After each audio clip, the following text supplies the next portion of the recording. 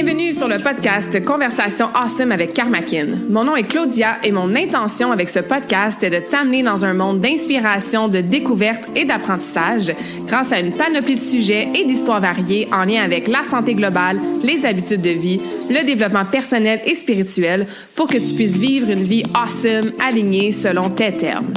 Je t'invite à t'y abonner, à le partager et à laisser 5 étoiles sur ta plateforme préférée. Merci vraiment d'être à l'écoute. You're awesome!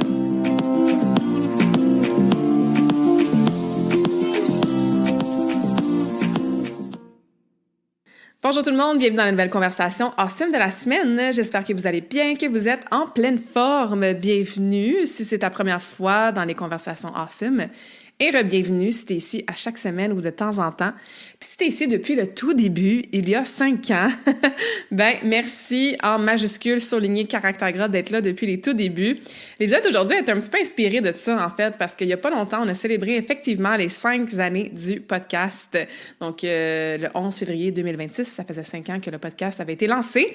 Et le premier épisode que j'ai fait, le 11 février 2021, ben c'était effectivement une introduction dans ma vie personnelle, professionnelle, puis genre « How did I get here? » hein? C'était quoi un peu mon histoire qui a fait en sorte que je me suis ramassée en 2021 à enregistrer un podcast, à lancer un podcast.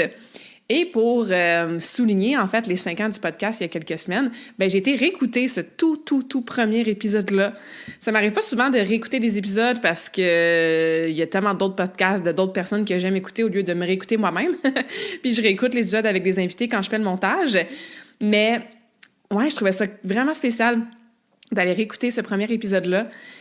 Et ça un petit peu, c'est ça, spark l'inspiration de l'épisode d'aujourd'hui. Puis, comme je disais, il y a plein d'autres podcasts que j'écoute aussi de d'autres personnes. Moi, je suis une fan de podcasts depuis longtemps, là, pas mal d'années même avant d'avoir lancé le mien. Et je trouve ça vraiment intéressant d'entendre des épisodes justement en mode storytelling, qu'on peut en apprendre plus sur la personne derrière le micro, sur son histoire, sur des chapitres de sa vie, sur son passé, sur qu'est-ce qui l'a amené justement à être ici aujourd'hui à enseigner, jaser, discuter, partager ce que la personne fait. Puis, depuis le premier épisode, où est-ce que, bon, effectivement, je racontais « How did I get here? » Puis j'ai plongé dans certaines parties de mon histoire, bien sûr, pas tous, et toutes, plutôt une partie, ouais, pas toutes, mais ouais, j'en ai comme pas refait vraiment d'épisodes comme ça au complet. C'est sûr que, bien sûr, à travers les semaines et certaines saisons, je vous amenais un peu behind the scene, en arrière-scène, pour savoir ce qui se passait au niveau de certaines réflexions personnelles, au niveau de certaines décisions, au niveau de ma business. Donc oui, j'ai déjà fait des partages, entre autres avec un épisode au complet sur mes troubles alimentaires, un épisode au complet sur les voyages qui ont vraiment changé ma vie. J'ai fait plusieurs épisodes aussi que, justement, quand je passe à travers ce que j'appelle des dark night of the soul, là, tu sais, des moments où est-ce que, oh my God, c'est plus difficile, il y a des remises en question, ben j'allais plus dans un partage personnel, mais raconter un peu mon histoire de façon chronologique, j'ai jamais vraiment fait ça. Donc moi, je trouve ça intéressant d'écouter ça chez les gens que je suis à chaque semaine. Donc, je sais pas si vous allez trouver ça intéressant de m'entendre parler de moi, genre, puis de ma vie. Je veux surtout pas que ça soit un épisode en mode, genre, full ego, puis je fais juste parler de moi, puis je suis donc bien awesome, là. C'est vraiment pas ça l'intention. Mais c'est vraiment, justement, d'apprendre à connaître peut-être une autre partie de moi que vous connaissez pas, d'apprendre à connaître, comme j'ai marqué dans la description du podcast, tu sais, la fille awesome derrière le micro. Bon, pas parce que, encore une fois, je me pète les bretelles, je me trouve awesome. Oui, je me trouve awesome parce que j'ai une bonne estime de moi. Ça n'a pas toujours été le cas, mais c'est sûr que, obviously, le mot awesome, ça fait beaucoup partie de mon brand.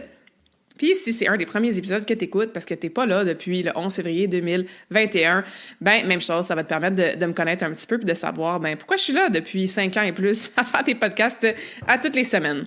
Donc, ouais, on va y aller en mode vraiment chronologique, puis je serais super curieuse si j'ai des... OK, on va y aller en 2 temps. Premièrement, s'il y a des choses que je vais raconter aujourd'hui que tu savais pas sur moi, même si ça fait peut-être longtemps qu'on est amis ou ça fait longtemps que tu me suis, je serais vraiment curieuse de savoir si tu as appris quelque chose de nouveau sur moi.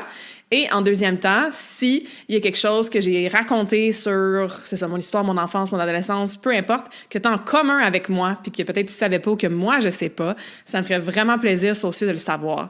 Fait que il y a juste moi qui vous jase d'un bord du micro en ce moment, mais j'aimerais ça que ça soit un peu interactif, là, cet épisode-là. Donc, écris-moi par courriel après, tag-moi sur les réseaux sociaux, envoie-moi un message, peu importe, mais partage-moi si c'est quelque chose que tu as appris sûrement aujourd'hui que tu savais pas, et ou si on a quelque chose en commun que tu savais peut-être pas non plus ou que moi, je sais pas. Je serais vraiment curieuse d'avoir votre feedback là-dessus. Fait que moi, dans le fond, je vais commencer par, c'est ça, mon enfance, là. Je suis née à Les Cèdres. Les Cèdres, c'est un... En fait, j'ai grandi, plutôt, devrais-je dire, à Les Cèdres, parce qu'il n'y a pas d'hôpital aux Cèdres, fait que c'est pas là que je suis née. Mais j'ai grandi à Les Cèdres, qui est un petit village. Je sais pas, ils sont rendus combien, mais quand j'étais jeune, on était, je pense, 5000 habitants, là. Fait que tout petit village, dans la nature, dans la Montérégie, fait que genre l'ouest de l'île de Montréal. Quand tu prends la 20 et tu t'en vas vers l'Ontario, ben tu vas croiser, c'est ça, Vaudreuil-Dorion. Après ça, tu vas croiser les Cèdres. Après ça, tu continues, tu vas croiser Coteau-du-Lac, Valleyfield, etc. Donc, les Cèdres, petit village dans les champs, avec beaucoup de cours d'eau, en fait, proches. Puis, j'ai grandi en haut d'un dépanneur. Ouais, mes parents ont eu un dépanneur pendant 21 ans, je crois. Puis nous, on habitait en haut du dépanneur. Fait que là, les choses qu'on se faisait toujours dire quand on était au primaire, c'est « Ah, t'es chanceuse, Claudia, tu peux aller te chercher des bonbons quand tu veux. » Mais non, on avait bien sûr un règlement pour garder le contrôle dans notre famille. Nous, on avait droit à un bonbon ou une chose, en fait, qu'on pouvait se choisir à notre choix au dépanneur les vendredis quand on revenait de l'école. Donc, on sortait de l'autobus. Puis, si on avait une bonne semaine à l'école, puis une bonne semaine de façon générale, ben on avait droit à un bonbon par semaine. Puis, moi, je choisissais toujours les Nibs, les petites réglisses rouges. Fait que, oui, on a grandi en haut d'un dépanneur, mais non, on ne pouvait pas manger tous les bonbons qu'on voulait. Mais c'est ça, mes parents ont toujours été entrepreneurs. Puis c'était un beau dépanneur, là, genre mini-épicerie avec beaucoup de services de plus. Il y avait, bon, la station de gaz, il y avait les repas plus maison. Donc, ma mère et où les employés faisaient du pain frais, faisaient des déjeuners, style muffin, biscuits, croissants, etc. Faisaient des sandwichs, des sous-marins, des salades maison. Donc, c'était vraiment un dépanneur de luxe, là, j'ai envie de dire, avec vraiment beaucoup de services, une belle communauté. Tout le monde connaissait mes parents, puis encore à ce jour, au CED. Bon, c'est sûr que c'est un petit village, là, mais il était vraiment bien connu. Et on avait une méga cour en arrière, donc beaucoup de terrain avec la piscine, la trampoline, un beau patio. Fait que, tu sais, des souvenirs d'enfance, là, je me souviens d'avoir passé mes étés puis juste ma vie en général dehors. Tu sais, moi et mon frère, on sortait toujours dehors pour aller jouer, faire plein de sports. Durant l'hiver, en fait, l'autre chose qui était cool aussi, c'est que mes grands-parents, ils habitaient tout proche. Donc, mes grands-parents étaient propriétaires de la ferme qui était derrière le dépanneur, d'ailleurs, où est-ce qu'on habitait. Puis, il y avait des chevaux de course. Fait qu'il y avait 2 écuries, il y avait une grande piste où est-ce que les chevaux allaient s'entraîner aussi.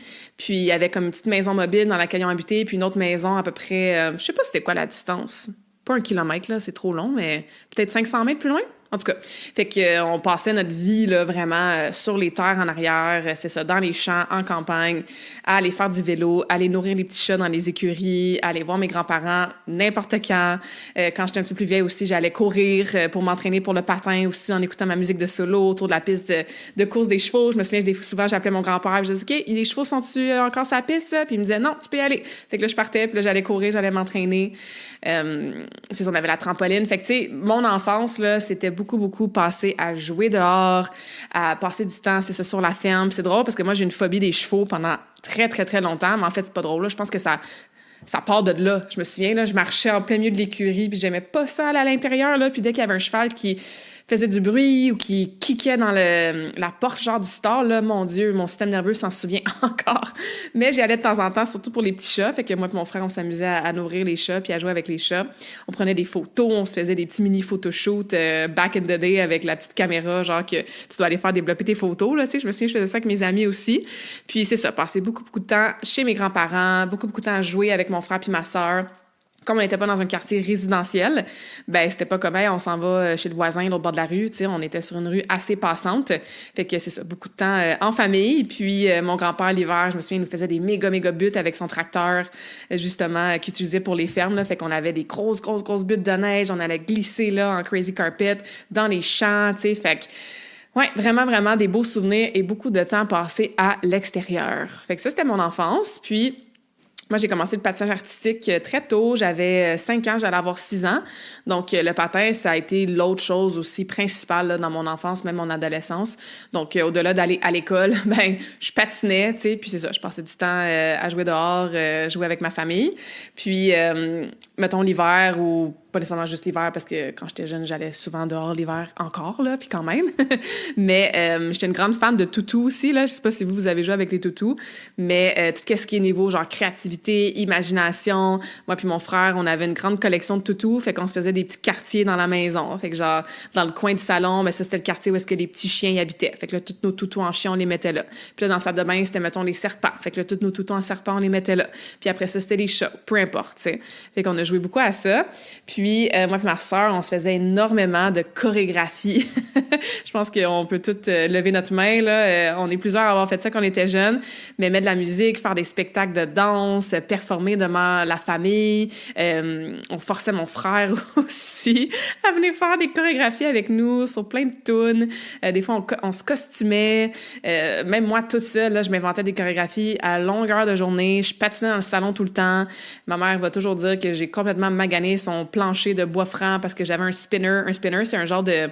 Ça a la forme d'un pied, là, comme d'une semelle. Puis ça a une petite surface en dessous. Donc, tu places ton pied dessus, puis tu peux tourner. Fait que tu peux pratiquer tes pirouettes puis tes sauts, en fait, de patin, mais dans ton salon. Sauf que le spinner, il graffinait vraiment le plancher. Fait que bon, bref. On en parle encore. Sur la trampoline aussi, je me faisais des chorégraphies dans la piscine. Fait que j'étais toujours en train de me faire des chorégraphies, de faire comme si je patinais tout le temps. C'est ça, c'était vraiment ma passion. C'est ma première histoire d'amour, le patin. Comme je disais, j'ai commencé à 5-6 ans. Puis ça a été une énorme partie de ma vie. Ça, j'en ai parlé beaucoup dans le premier épisode de podcast. Fait que je parle de ça parce que tu sais, on entend souvent des histoires inspirantes, justement, là, des gens qui ont des podcasts, qui ont écrit des livres, qui sont des conférenciers ou peu importe. Puis, il y a beaucoup de gens, là, tu sais, qui ont eu des enfances ultra difficiles, tu sais, qui ont grandi dans des familles dysfonctionnelles, qui ont eu des divorces très jeunes, qui ont eu, par exemple, des parents qui étaient dans la drogue ou l'alcool, qui ont manqué, tu sais, de choses, de ressources, de besoins, en fait, que leurs besoins n'étaient pas comblés.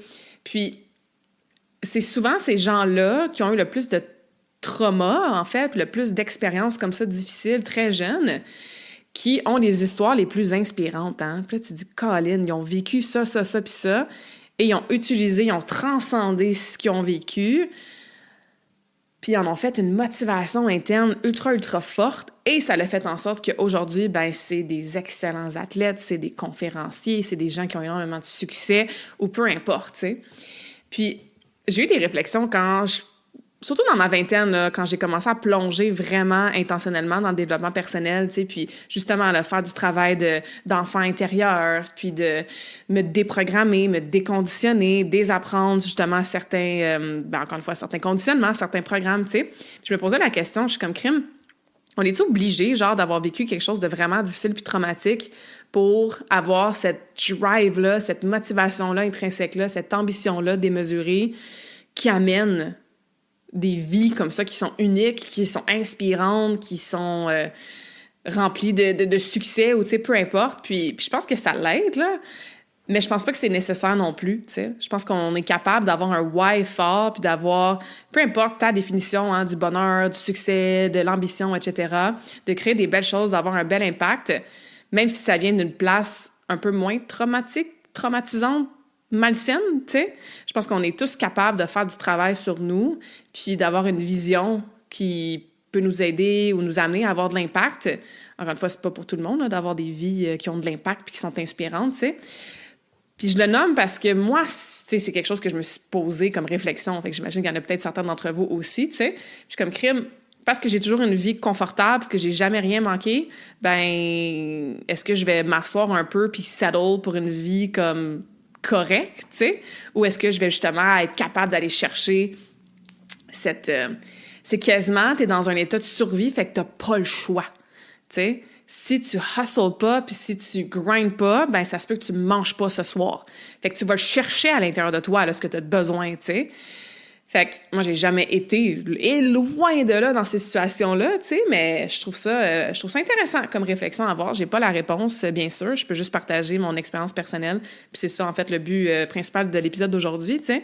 Mais je serais curieuse aussi de vous entendre là-dessus, tu sais. Est-ce qu'on est obligé d'avoir vécu des gros traumas T majuscule pour que ça drive nos actions, notre discipline, nos buts, nos objectifs, etc., tu sais, plus tard?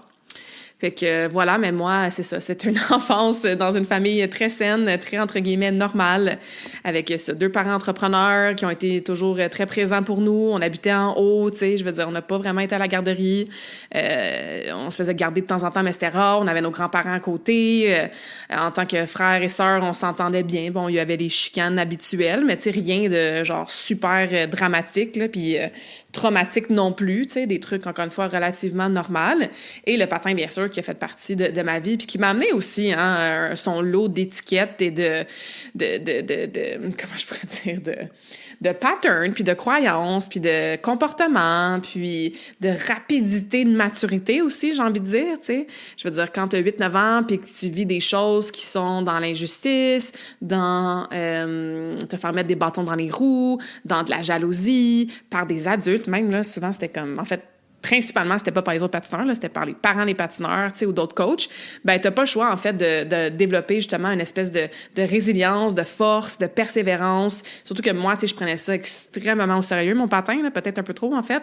Puis j'avais tu sais, moi, je pensais que j'allais aux Olympiques en 2006, là, puis j'allais battre le record de Tara Lipinski, qui était mon idole en patin, qui avait été aux Olympiques, elle aussi, à 16 ans, tu sais. Je sais comment je vais être plus jeune qu'elle, je vais battre son record, tu sais. Je prenais ça vraiment au sérieux, là, tu sais.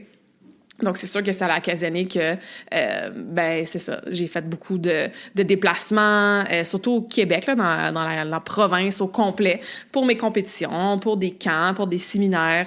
Je patinais 12 mois par année, puis c'était jamais assez. Fait que, ouais, je pourrais parler du patin pendant des heures et des heures et des heures, mais c'est pas le but d'aujourd'hui, mais c'est ça, ça a été vraiment le sport, la passion qui a marqué le plus mon enfance, mon adolescence. Puis, en fait, en 6e année, j'ai changé d'école parce qu'il n'y avait pas de 6e année à l'école primaire où est-ce qu'on habitait. Fait que j'ai été au Collège Bourget. Je sais pas si vous connaissez Collège Bourget, collège privé Arrigo. Puis, ma mère avait les clés de l'aréna, en fait. Fait que c'était génial. Elle m'amenait à tous les matins. Tous les matins, on partait à 6h, 6h moins quart. On se rendait à l'aréna, je patinais avant l'école. Après ça, ben, elle prenait mon sac de patin, elle me donnait mon sac d'école, je me changeais à l'aréna, puis je traversais, puis je m'en allais à l'école par la suite. On a fait ça de 6e année à secondaire 3. Fait que pendant 4 ans. Fait que oui, c'est shout-out à mes parents, là. C'est beaucoup de dévouement pour mon sport. Puis c'est ça, je me levais super tôt. Je me souviens, là, je prenais ma douche le soir, je faisais déjà mes cheveux pour le lendemain. Puis je préparais tous mes trucs. Comme ça, je me levais le plus tard possible que je pouvais, considérant qu'on partait super tôt. Je me levais, je mettais ma robe de patin de pratique, je pognais mes affaires, je me prenais un petit déjeuner au dépanneur, puis on partait. Puis je mangeais mon déjeuner dans le char pendant 20 minutes de route. Puis après ça, j'embarquais sur la glace, puis je m'entraînais. Puis après ça, ben, je m'en allais à l'école après. Fait que j'ai fait ça, c'est ça, 6e année à secondaire 3. Puis après ça, ça commençait à être un environnement pas tout à fait approprié pour mes objectifs parce qu'il y avait pas vraiment grand monde qui patinait le matin à ces heures-là. Puis j'avais besoin de commencer à faire plus de hors-glace aussi, puis à être entourée de d'autres patineurs compétitifs. Donc, secondaire 4 et 5, j'ai fait ces 2 dernières années de secondaire-là à l'école secondaire des Sources. Ça aussi, je ne sais pas si vous connaissez, Polyvalente des Sources, école secondaire des Sources, qui est dans le West Island, donc l'ouest de l'île de Montréal. Et en secondaire 4, je manquais un cours par après-midi parce que nous, on était la dernière année où est-ce qu'il n'y avait pas de sport-études de classe fermée.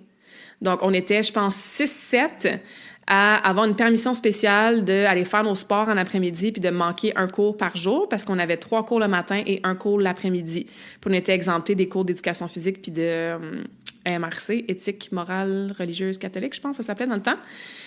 Fait que ce qui s'est passé, c'est qu'en secondaire 5, ils ont changé l'horaire de l'école. Fait qu'il y avait 2 cours le matin puis 2 cours l'après-midi. Donc là, ils nous ont dit, vous pouvez pas continuer à faire ça parce que vous allez manquer 50% de votre école. Tu sais, même que c'est illégal, là, à 16 ans et moins, tu sais.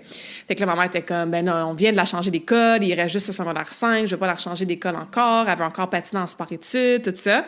Puis je patinais à DDO juste à côté, fait que je marchais de l'école pour aller patiner. Fait que c'était vraiment pratique, là. Fait que maman, C'est encore une fois, shout out to my parents, là. Mais ma mère, elle appelait à tous les midis. Puis elle disait à la secrétaire, oui, bonjour, c'est juste pour dire que Claudia ne sera pas à l'école cet après-midi. Fait qu'elle motivait mon absence à tous les jours, jusqu'à temps que la secrétaire elle fasse comme, OK, comme, on comprend maintenant que Claudia ne sera pas là les après-midi, puis qu'elle va manquer, genre, toute son école, tu sais. Fait que je manquais 4 cours de maths sur 8, 4 cours de français sur 8, 2 cours de chimie sur 4, 2 cours de physique sur 4. Je manquais littéralement la moitié de chacun de mes cours parce que je manquais 2 cours par jour. On m'a exempté finalement l'éducation physique puis le cours de religion ou morale ou je sais pas trop, là. Mais à part ça, c'était comme « You're on your own, girl », genre « Figure it out, tu veux manquer tes cours, ben arrange-toi », tu sais. Puis j'ai mon bulletin encore, il est à quelque part dans mes boîtes, là, mais c'est littéralement écrit dans mon bulletin que j'ai 331 cours de manquer en secondaire 5. Puis j'ai quand même fini avec une bonne moyenne parce que j'haïssais l'école, fait que c'était parfait que j'en manque autant, mais l'école, ça a toujours été quelque chose d'extrêmement facile pour moi. Parce qu'une chose que j'ai pas dit, c'est qu'au primaire, j'ai sauté une année. Donc, en première année, mes parents, ils avaient fait faire genre les tests puis tout pour que je saute soit une partie de la première année ou qu'après la première année, je m'en ai en troisième année. Puis ma professeure était comme pas full pour ça, sauter des années, tu sais. Fait que j'avais tout passé mes tests de deuxième année, mais elle était comme non, elle dit il faut suivre le curriculum genre habituel. Puis là, ma mère, elle a lâché prise, puis elle était comme, ben gars, un jour, tu vas sûrement avoir un professeur qui va te comprendre. Puis comme de fait, quand je suis arrivée en troisième année, ben pas longtemps après le début de l'année, la prof était comme, check, si Claudia a pas besoin de faire sa quatrième année l'année prochaine, là, elle dit, on peut l'envoyer faire une couple de cours de maths vers la fin de l'année pour qu'elle catch up, là, mais elle peut s'en aller direct en cinquième. Donc, c'est ce que j'ai fait à la fin de ma troisième année. Ben, je montais dans la classe de quatrième année les derniers mois, là, genre mai-juin, là, juste pour apprendre quelques trucs spécifiques aux maths. Puis après ça, ben l'autre année scolaire, je suis rentrée en cinquième année au lieu de rentrer en quatrième année. Puis je me suis fait vraiment bullied là, dans cette année-là, en fait. Je me suis fait rejeter beaucoup. Il y avait un groupe de filles qui faisaient semblant d'être mon amie. Puis après ça, ils me disaient, OK, là, on n'est pas ton ami, puis on va recommencer à être ton ami dans 4 jours. Puis après 4 jours, j'allais les voir. Puis j'étais comme, bon, on peut redevenir amis. Puis t'es comme, non, on va faire un autre 4 jours, tu sais. Puis à un moment donné, j'avais comme réalisé que, vous allez faire ça jusqu'à la fin de l'année, genre. Fait que je peux pas dire que ça m'a marqué parce que j'ai pas de ressentiment par rapport à ça. Je trouve ça même un peu genre drôle, là, tu sais, que tu te fais rejeter parce que comme t'es la bolée qui a sauté une année. Puis en même temps, fast forward, je reviens à la période de ma vingtaine où est-ce que j'ai vraiment plongé dans beaucoup de développement personnel puis justement retourner en arrière des différentes histoires qu'on vit, hein, qui sont très impactantes puis formatrices puis tout ça. Ben c'est sûr que, tu sais, si ton subconscient, il enregistre que être trop intelligente, genre, c'est mal vu, mais ça se peut, tu sais, que tu dimmes ta lumière un petit peu, puis ça se peut que, tu sais, tu prennes moins ta place ou que tu vocalises moins, tu sais, certaines de tes connaissances, tout ça, plus tard, mais je peux pas dire que c'est quelque chose qui m'a marqué, tu sais. J'ai des choses que j'ai vécues dans le patin, que ça, oui, là, je l'ai vu plus tard, que ça m'a marqué, puis ça a influencé certains de mes choix, puis de mes comportements, puis de mes pensées, mais cet aspect-là d'avoir été bullied beaucoup, puis rejetée, puis tout, parce que j'étais trop intelligente, parce que j'avais sauté une année, pas vraiment, tu sais. Fait que voilà, fait que là, je reviens, c'est ça, secondaire 4, 5, des sources, je manque plein de cours, j'haïs l'école, c'est pas grave, je patine, je suis en sport-études, tout ça. Puis après ça, en fait, je suis allée au cégep à Gérald-Godin, ceux qui connaissent Gérald-Godin, dans l'ouest de l'île aussi. J'ai fait, en fait, en secondaire 5, je suis allée voir une personne en orientation scolaire. Puis j'ai dit, tu sais, que c'est ça, moi, j'aimais le sport, puis je voulais travailler avec des athlètes, et que quand je voyais des gens qui étudiaient, mettons, à McGill ou ailleurs, nous donner des séminaires en patin, comme soit une nutritionniste ou une fille qui faisait du conditionnement physique, ben, je les trouvais donc hot puis inspirantes, puis c'est ça que je voulais faire. Puis là, c'est là qu'on m'a dit, ben, tu connais-tu le bac en intervention sportive? Je pense que c'est le même que ça s'appelait. C'était à, je sais même pas si ça existe encore. C'était à Laval, à l'Université de Québec à Laval. Puis j'étais comme, non, je connaissais pas ça. Fait que là, j'avais été voir là-dessus. Et là, après, on m'a dit, c'est quoi la kinésiologie? Puis j'étais comme, non, j'ai aucune idée c'est quoi la kinésiologie. Donc, quand on m'a expliqué c'était quoi la kinésiologie, j'étais comme, voilà, that's it, c'est ça que je veux faire. Et quand j'avais remarqué que, pas partout, mais la plupart des universités, tu n'avais pas nécessairement besoin de faire ton DEC en sciences nature. Tu pouvais rentrer avec un DEC en sciences humaines, donc un diplôme d'études collégiales en sciences humaines. Ben, j'ai décidé de ne pas me casser la tête, puis de faire sciences humaines au cégep. Fait que je me suis inscrite en sciences humaines au cégep à Gérald-Godin parce que le patin était encore très, très, très prenant dans ma vie. Donc, je me disais, comme ça, les cours vont être super faciles. Je vais aller à GG. L'aréna de Pierrefonds est à genre 2 minutes en voiture. Il y a de la glace du matin au soir. Je vais pouvoir patiner entre mes cours, avant mes cours, après. Donc, encore une fois, c'était toujours le patin qui avait la priorité sur mon école, tu sais. Puis j'avais fait aussi 2 cours d'été, puis 1 cours ou 2 à distance pour alléger mes sessions, pour que je puisse encore une fois avoir plus de temps dans mes sessions pour patiner. Fait que j'ai fait mes 2 ans de cégep, mais j'ai changé un petit peu, c'est ça, mes horaires avec, comme je disais, des cours d'été de plus, pas parce que je les avais pas passés, mais parce que je voulais prendre de l'avance pour avoir moins de sessions, moins de cours par session, puis avoir plus de temps d'aller de l'autre bord de la rue à l'aréna, puis patiner. Fait que les années de cégep, ça a été des belles années, dans le sens que comme je me suis fait des amis avec qui j'ai été amie, puis super proche pendant... vraiment de nombreuses années, tu sais, des super de beaux liens, des beaux moments. C'est des années que j'ai commencé à sortir aussi. Moi, j'adorais sortir, aller danser. Tous mes amis étaient un petit peu plus vieilles, fait que j'avais comme une fausse carte, là. Je sais pas si ça fonctionne encore de nos jours, là, aller clubber. De toute façon, on n'a pas une génération qui va clubber, là, les plus jeunes aujourd'hui. Mais nous, notre génération, on aimait ça clubber, on aimait ça sortir, on aimait ça attendre en petite robe, en petit talon haut qui nous faisait mal aux pieds, dehors, sans manteau, parce qu'on voulait pas payer le coat check à 2 piastres, puis attendre en ligne, puis geler nos vies dans l'hiver, puis dans la neige. Fait que j'ai fait ça souvent. Fait que oui, comme la plupart d'entre nous, ben j'ai eu ma phase parce que je sortais pas mal. J'étais souvent chauffeur désigné.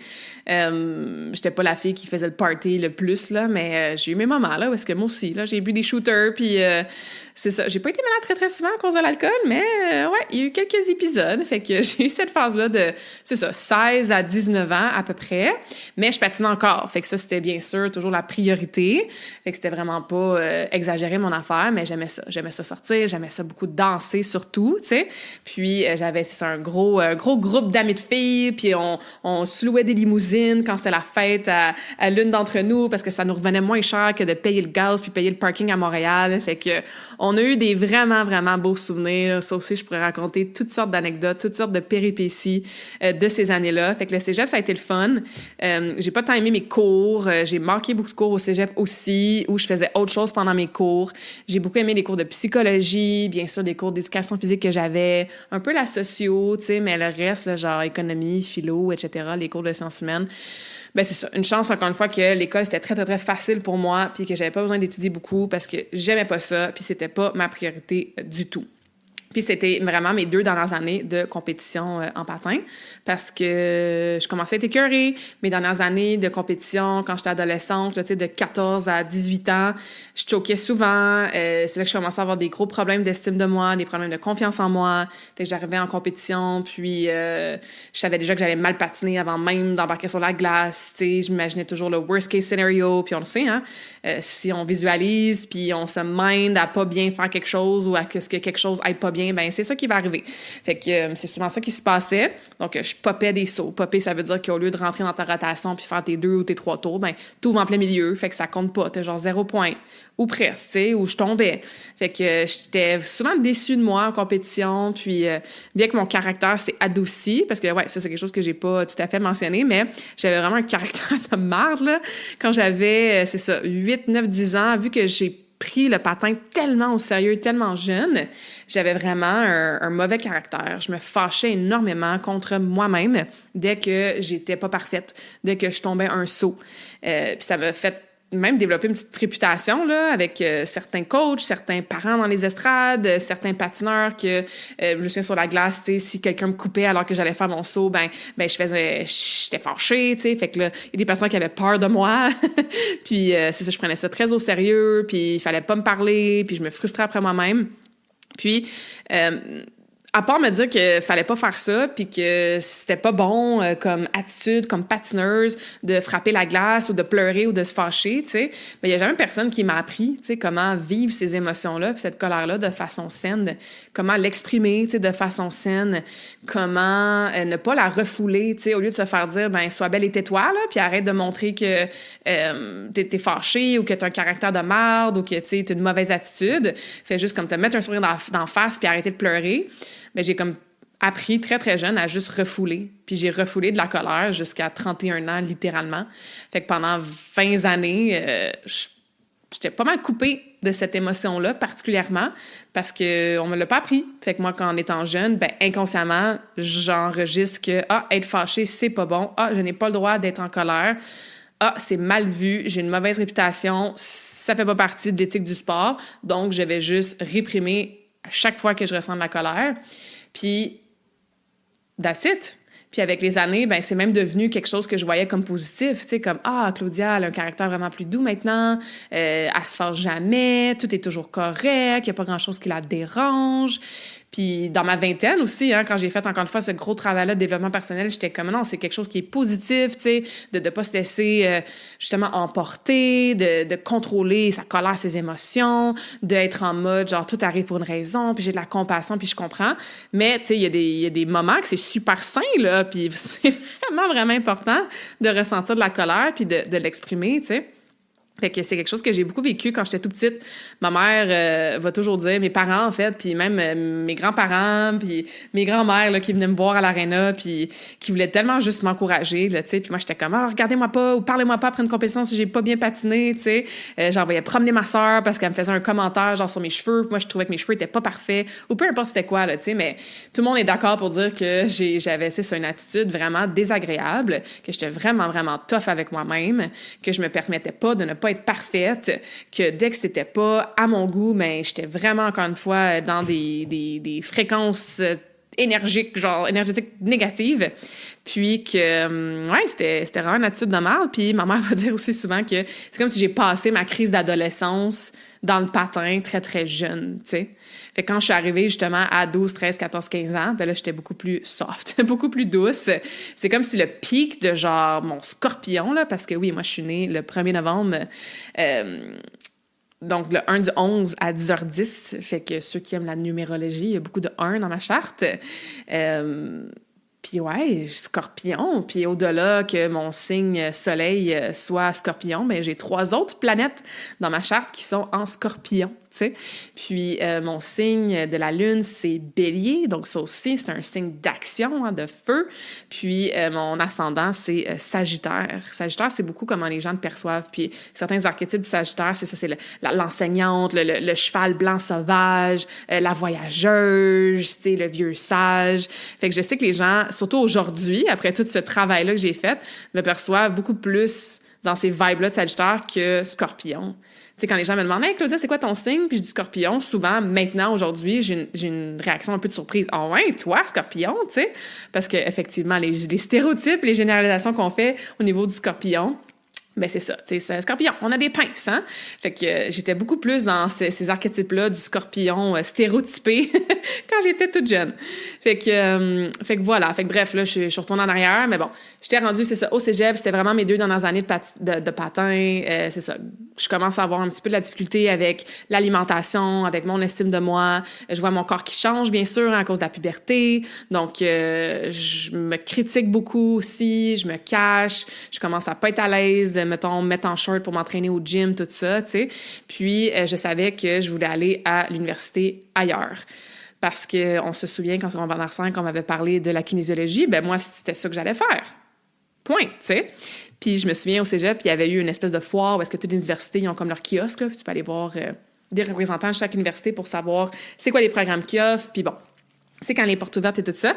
Puis, j'ai une de mes amies du cégep, qui s'appelle aussi Claudia, d'ailleurs. Elle aussi, ça l'intéressait de faire de la kin. Puis là, elle descend à la cafétéria, puis elle est comme, hey, Claude, elle dit, tu savais-tu qu'il y avait un régime coop, genre à l'Université de Sherbrooke, où est-ce que tu peux faire des stages 4 mois, puis tu vas à l'école 4 mois, fait que t'alternes, puis un programme après, là, qui tu peux devenir, genre, kinésithérapeute, tu sais. Puis j'étais comme, ah non, j'ai jamais entendu parler de ça. Moi, d'aller à Sherbrooke, c'était vraiment pas sur mon radar, là. Je pensais que j'allais à Montréal, parce que, bon, j'habite au CED, puis c'est pas loin de chez mes parents, puis bon, tu sais. Fait que là, je m'en vais voir le kiosque de l'Université de Sherbrooke. Puis là, ils me parlent du programme. Ça a l'air vraiment nice. Je regarde la description de cours. En plus, ils ont 2 volets. Ils ont le volet plus santé mieux-être, puis ils ont le volet plus performance athlétique. Puis moi, j'étais encore en mode, je veux travailler dans la performance athlétique, tout ça. Fait que je prends ma décision, direct de même. Parfait, je vais m'inscrire à l'Université de Sherbrooke, faire mon bac en kinésiologie là-bas. Puis ça sera ça, tu sais.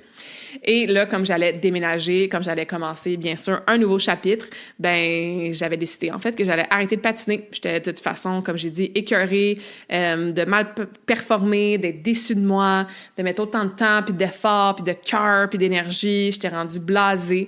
Puis c'est drôle que je dis ça parce que là, je viens d'avoir un download que c'est un peu un thématique, un pattern de ma vie, ça. C'est comme s'il faut que je devienne blasée pendant 1 an, 2 ans avant de faire un changement.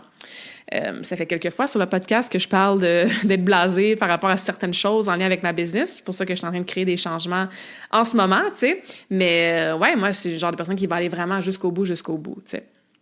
Puis, ben c'est ça, je suis allée faire mon bac en kinésiologie à Sherbrooke, donc j'ai déménagé là-bas, mais je redescendais à chaque fin de semaine. Fait que chaque fin de semaine, c'était vraiment intense, mes universités. J'ai adoré ça. C'était la première fois que j'aimais ce que j'apprenais. On se souvient que, genre, j'ai détesté l'école. Si je pouvais sauter le plus d'années possible, le mieux. Si je pouvais manquer le plus de temps possible de classe le matin parce que j'allais patiner le mieux. Puis au secondaire, secondaire 4-5, j'ai manqué bien des cours. Cégep, c'est ça, j'allais patiner tout le temps, où je dormais dans mes cours, je faisais autre chose. Fait que, tu sais, l'école, encore une fois, tellement reconnaissante que ça a été quelque chose de super facile pour moi parce que, my God, que je me serais pas vue devoir bûcher, puis rusher, puis étudier fois 1000 pour passer. Puis c'est ça, l'école, c'est tellement pas fait pour tout le monde, là, comme dans la façon que c'est fait généralement. Je sais qu'il y a de plus en plus d'écoles alternatives, des écoles en forêt, des hors-études, des sports-études. Puis je trouve ça absolument incroyable et merveilleux, tu sais. Mais le modèle classique, là, je suis pas fan. Je suis pas fan. Puis, en fait, ça vaut peut-être la peine que je développe un peu là-dessus parce que souvent, on va dire « Ah ouais, tu sais, l'école, c'est pas fait pour, par exemple, les jeunes qui ont des difficultés, tu sais, ou qui ont, je sais pas moi, des TDAH, ou qui ont besoin de X, Y, Z, tu sais. » Mais même pour des gens qui, comme moi, l'école, c'est super facile puis qui ont des bonnes notes, ça veut pas dire que l'école, encore une fois, dans le système plus classique, conventionnel, là, c'est fait pour nous aussi, tu sais.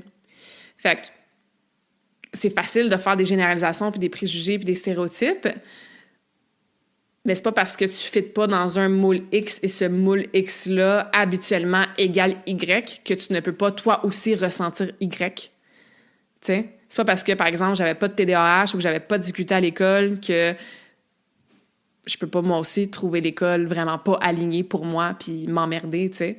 Je me suis en première année... En fait, en première année, c'est mon frère qui est arrivé un moment donné... à mes parents, puis il est comme « Hey, Chloé était dans le corridor aujourd'hui », tu sais. OK, ils en font pas vraiment de cas. Puis là, « Ah, Chloé était encore dans le corridor aujourd'hui », parce que lui est en maternelle, puis sa classe est en avant de la mienne. Puis tu sais, habituellement, quand tu vas dans le corridor, ben encore une fois, je sais plus si c'est comme ça, mais dans mon temps, quand t'allais dans le corridor, c'est parce que t'avais fait un mauvais coup, t'étais tannant, t'écoutais pas, t'avais besoin d'un time-out, t'allais faire du piquet quasiment. Mais non, moi, j'allais dans le corridor. On m'envoyait dans le corridor en première année parce que, je m'emmerdais, en fait, puis j'avais rien à faire. Puis quand on prenait 30 minutes pour faire un exercice, moi, ça me prenait 2 minutes. Fait que le reste des 28 minutes, on m'envoyait dans le corridor lire des livres. Fait que j'avais une permission spéciale d'aller chercher une carte à la bibliothèque. T'avais pas le droit en première année parce que, I guess qu'on était trop jeunes, là. Ça aussi, genre, règle de marde, là. En tout cas. Fait que moi, j'avais une carte de bibliothèque, puis je pouvais aller me chercher des livres. Fait que j'allais me chercher tous les livres de la courte échelle. Puis j'allais lire ça. Je passais mes journées dans le corridor à lire parce que ce qu'il fallait faire, je le faisais rapidement, tu sais. Fait qu'encore une fois, tu es unique et c'est merveilleux. Ça veut pas dire que tu fites dans les systèmes, encore une fois, plus classiques, conventionnels, peu importe de quel bout ou quelle branche de différence, voyons, comment je pourrais dire ça, d'aspect unique là, que tu es, tu sais. Fait que bref... L'université, comme je disais, c'est la première fois que je actually enjoyais, que j'aimais l'école, parce que bien sûr, j'apprenais des sujets qui m'intéressaient. Le bac en kinésiologie à Sherbrooke aussi, il est ultra pratique. Donc, au-delà de la théorie, on avait beaucoup de cours qui étaient pratiques, qui étaient dans le gym, qu'on testait des méthodes d'entraînement, qu'on faisait faire des cours de groupe, qu'on était, c'est ça, dans le gym à juste bouger tout le monde ensemble. Puis ça, c'était vraiment nice. Puis je descendais, oui, à chaque fin de semaine parce que, je coachais le patinage artistique, que j'ai commencé très jeune aussi. J'étais assistante coach à genre 9-10 ans. Puis j'ai commencé à coacher officiellement dès que je pouvais avoir mon niveau 1 puis me faire former comme coach à 16 ans. Fait que, tu sais, moi, des emplois genre au McDo, dans des magasins de vêtements dans mon adolescence, j'ai pas eu ça parce que dès 16 ans, j'ai pu commencer à être payée pour coacher le patinage artistique qui était ma passion. Puis on était extrêmement bien payés. Je suis sûre que c'est encore bien aujourd'hui, puis probablement mieux, là, ça a sûrement augmenté. Mais tu sais, moi, à 16 ans, je faisais 24 $ de l'heure là, à coacher le patin. Donc, j'avais pas besoin de travailler 15, 20, 30 heures pour pouvoir payer mes dépenses, mes études, etc. Tu sais, fait que c'était génial. Puis, c'est ça, c'était dans ma passion. J'avais déjà commencé à donner des cours de hors-glace aussi, parce que j'ai toujours aimé l'aspect, justement, entraînement. On se souvient, je voulais déjà aller étudier en kinésiologie. Et c'est ça, je patine encore. Fait que pendant 2 ans, j'ai fait les deux. J'ai coaché puis j'ai patiné, tu sais. Fait que je redescendais à chaque fin de semaine, Sherbrooke, Montréal, puis je coachais le patin, je donnais des cours de cardio plein air et éventuellement à la fin de ma première année de bac, je pense. Ouais, genre juin 2010, je pense. Ouais, j'avais une ou deux sessions de fête de mon bac en kin. Ben, j'ai commencé à travailler dans un studio d'entraînement privé à Laval, au Centropolis. J'ai travaillé là pendant longtemps, jusqu'à temps que je parte en Australie. Fait que pendant 3 ans et demi, 4 ans comme il faut, pendant tout le temps de mes études. Fait que quand j'étais en stage, pendant 4 mois, ben j'habitais chez mes parents temps plein 4 mois. Puis j'allais travailler à Laval, je continuais à coacher le patin, faire du hors-glace et sur glace et donner des cours de cardio plein air, des cours de groupe. Puis, quand je retournais à Sherbrooke pour une session d'études, ben je travaillais juste la fin de semaine. Fait que ça a été 4 années et demie, parce que j'ai fait mon bac 3 ans et demi, puis après ça, j'ai fait un DSS en kinésithérapie, qui ont été extrêmement intenses. Ça, c'est le mot que j'ai utilisé tantôt. Intense, mais intense positif. Mais j'arrêtais jamais. Donc, je conduisais, mettons, le dimanche soir ou le lundi matin pour faire tous mes cours à Sherbrooke durant la semaine, à l'université de temps plein. Puis après ça, ben je redescendais dans ma région, ben chez moi, chez mes parents, mais tu sais, je faisais aussi de la route la fin de semaine parce que je coachais à Dorval, à Vaudreuil, j'entraînais des clients à Laval, je donnais des cours de cardio plein air au CED. Fait que je faisais beaucoup de route aussi la fin de semaine. Où est-ce que, ben c'est ça, vendredi soir, samedi toute la journée et même dimanche en avant-midi, ben je travaillais dans mon domaine. Puis après ça, je retourne à Sherbrooke, puis j'ai continué ça pendant 4 ans et demi. Fait qu'avec mon bac, encore une fois, pendant 3 ans et demi. Puis après ça, j'ai rajouté 1 an pour faire de la kinésithérapie. Et ça, c'est une question que j'ai régulièrement, puis beaucoup dans les dernières semaines aussi. C'est quoi la différence entre kinésiologie et kinésithérapie? Est-ce que la kinésiologie, c'est comme la physiothérapie? Ben, la kinésiologie, en fait, c'est que nous, on ne fait pas de thérapie manuelle. Donc, on ne touche pas les gens pour faire des manœuvres, des techniques d'étirement, de relâchement, de massage, rien de ça. On prescrit des exercices de l'entraînement du mouvement, donc kinésiologue, c'est le spécialiste du mouvement, pour de la performance, pour de la prévention de blessures, pour de la réhabilitation, ces 2 mots-là ensemble, c'est dur à dire, suite à une blessure, opération, etc., pour la perte de gras, pour la performance sportive.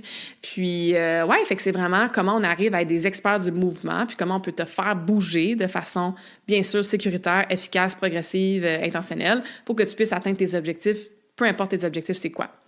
Alors que kinésithérapeute, moi, j'ai fait un diplôme d'études supérieures et spécialisé en exercice thérapeutique. Bien, c'est aussi la prescription d'exercices thérapeutiques, mais là, on a appris comment faire de la thérapie manuelle. Donc, j'ai aussi le titre de massothérapeute et orthothérapeute, et moi, j'ai fait ce cours-là à l'université. C'est un cours aussi qui est pas tout à fait pareil, mais qui se donne similairement et qui te donne aussi ces titres-là de masso-kinésithérapeute ailleurs, là, dans les écoles privées, mais moi, je l'ai fait vraiment dans la continuité de mon bac à l'université de Sherbrooke. J'ai adoré ce cours-là. Je suis devenue vraiment meilleure en anatomie. Ça a fait de moi une excellente kin pour tout ce qui est justement posture, débalancement musculaire, corriger certaines choses, tu sais, mais je ne me voyais pas travailler entre 4 murs. Donc, je me voyais pas traiter des gens qui ont mal à journée longue. Donc, j'ai adoré faire le cours. Ça m'a rajouté une année à l'université, tout ça. Sauf que, effectivement, je ne travaille pas en kinésithérapie au-delà de la prescription d'exercices thérapeutiques, qui est une sous-branche de la kinésithérapie, mais je ne fais pas de traitement manuel depuis que j'ai fait le cours. Puis après ça, ben, je suis partie en Australie. Puis si vous voulez en savoir plus sur les voyages, vous irez écouter, je la mettrai dans la description du podcast, là. Vous irez écouter mon podcast sur la vie nomade et les voyages. Mais c'est ça a été vraiment le début de la vie nomade, l'Australie. Je suis revenue, je suis repartie en voyage après, j'ai lancé Karmakin, tu sais. Donc peut-être que je ferai un autre épisode de podcast pour parler de la suite. Mais ouais, c'est un peu comme ça que j'ai grandi, puis mon histoire un peu parcours scolaire, puis certains trucs qui m'ont shapé, qui m'ont formé, qui m'ont forgé, qui m'ont impacté par rapport à c'est ça, à mon enfance, mon adolescence, les choix que j'ai faits, tu sais, puis la grande place que le patin a certainement pris dans ma vie. Et je réitère aussi, tu sais, l'importance d'assumer qui on est, parce qu'il y a une autre chose que j'aurais pu dire, c'est que, tu sais, dès que j'étais tout petite, je faisais des rêves prémonitoires, tu sais, je vais toujours me souvenir une scène spécifique parce que je me suis réveillée le matin, je suis allée en salle de bain, ma soeur est en train de se préparer, tu sais. Je suis comme « Hey Maud, j'ai rêvé à telle affaire », tu sais. Puis quand je suis revenue le soir ou le surlendemain, ben elle a travaillé au dépanneur justement de mes parents, tu sais, puis elle était comme « Claude, tu savais pas qu'est-ce qui est arrivé aujourd'hui? » Puis elle me dit exactement genre ce à quoi j'avais rêvé.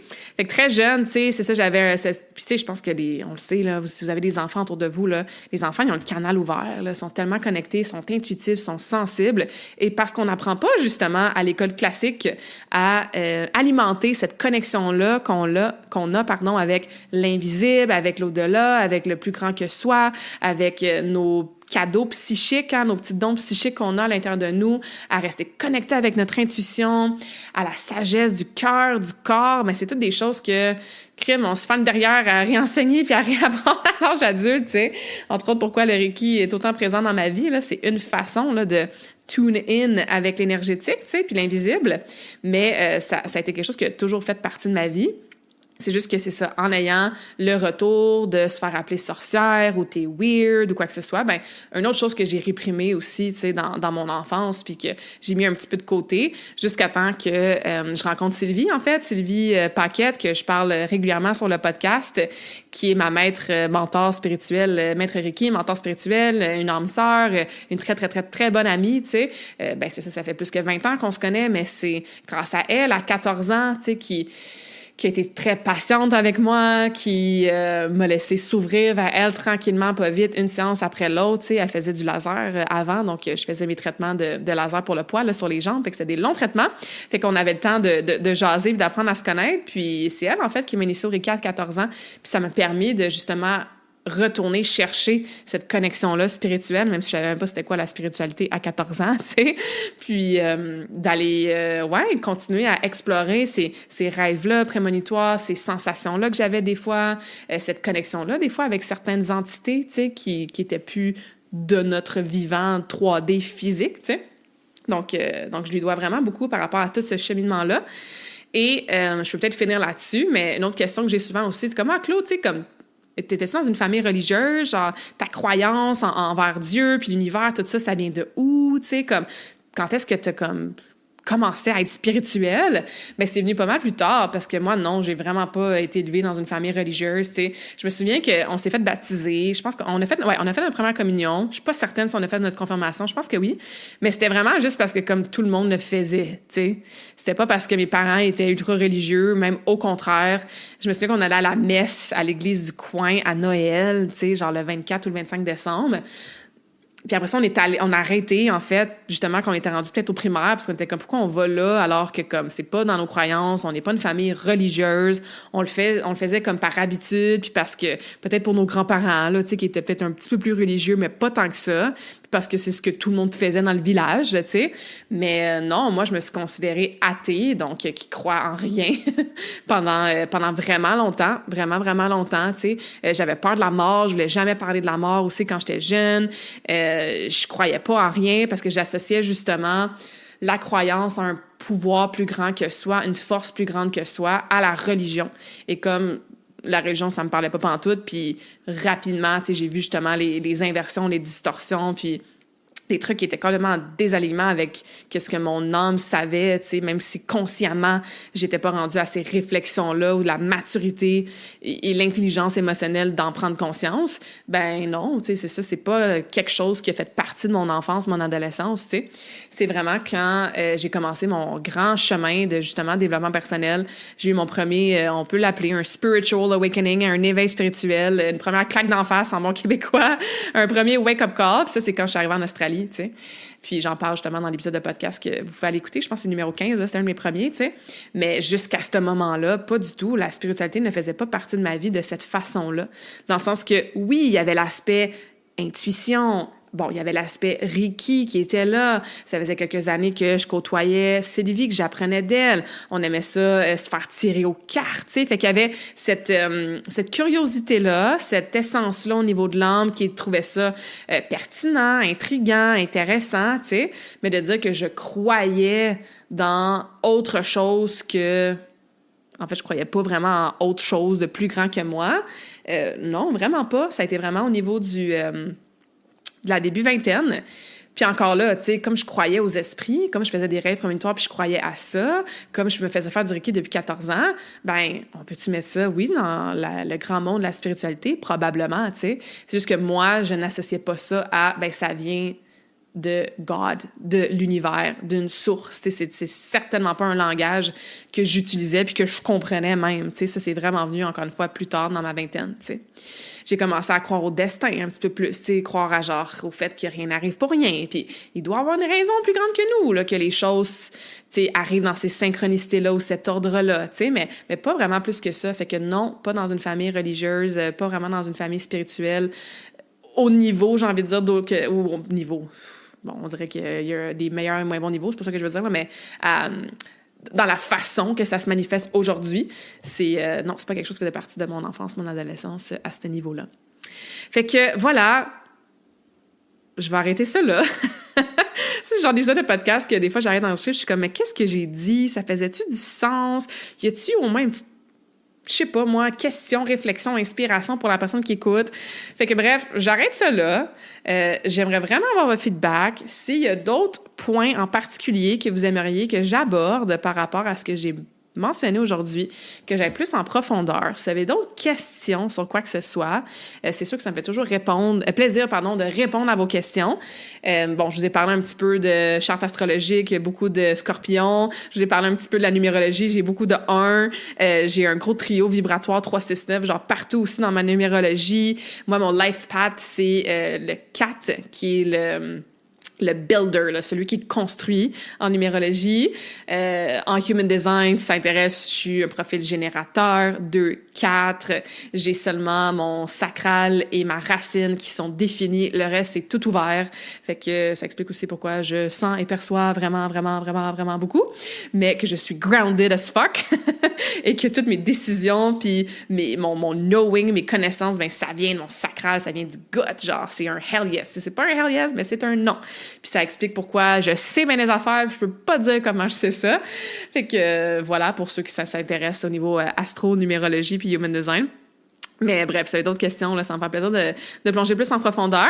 Puis, au-delà de, c'est ça, des épisodes de podcast que je vais vous mettre dans la description, que j'ai aussi fait dans Storytelling, sur en savoir plus sur justement les voyages que j'ai faits. Si vous savez, l'histoire de la naissance de Karmakin, j'en raconte vraiment souvent. Mais si vous voulez en savoir plus sur mon cheminement niveau business entrepreneur, tu sais, bref, n'importe quoi, ça va me faire plaisir de faire d'autres épisodes de Storytelling. Puis vous êtes comme, non, c'est intéressant, mais on aime bien plus les masterclass sur des trucs, des sujets spécifiques qui peuvent nous aider avec notre santé de façon concrète. Ben, c'est bien correct aussi. De toute façon, on est rendu à genre 270 épisodes. Il y en a du stock en masse sur le podcast, puis je vais continuer d'en publier à chaque semaine de justement plein de sujets avec des invités de façon solo. Fait que votre feedback, votre écoute, surtout, toujours très, très apprécié. Et comme d'habitude, je vous laisse sur un petit quote. Storytelling is the most powerful way to put ideas into the world today.